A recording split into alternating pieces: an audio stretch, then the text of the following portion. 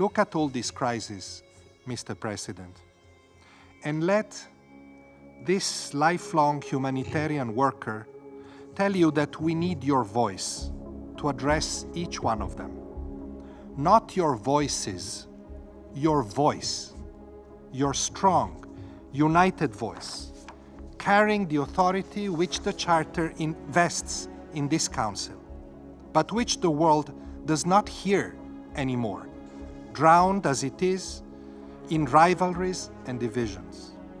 From where I sit, this has become difficult to understand.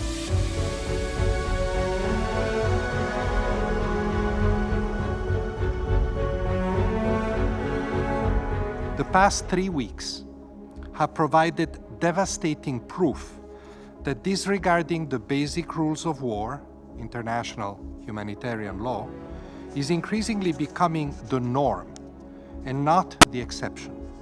The conflict in Gaza is the latest and perhaps largest piece of a most dangerous jigsaw of war that is rapidly closing in around us.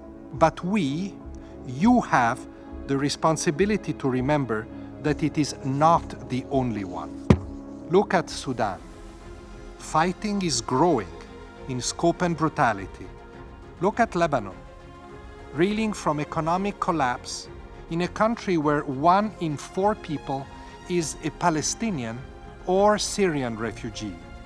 Look at the Central Sahel, where amongst grave political instability, the brutal violence which has terrorized civilians for years is rising again. Look at the Democratic Republic of Congo. Look at Armenia. Look at places like Central America and elsewhere. Look at Ukraine. Each new crisis seems to push the previous one into dangerous oblivion. But they stay with us. The reality is that humanitarians are trying to pick up the pieces of the jigsaw also in these places. Places where most governments find it too difficult to operate. The gravity of this moment cannot be overstated. The choices that the 15 of you make or fail to make will mark us all and for generations to come.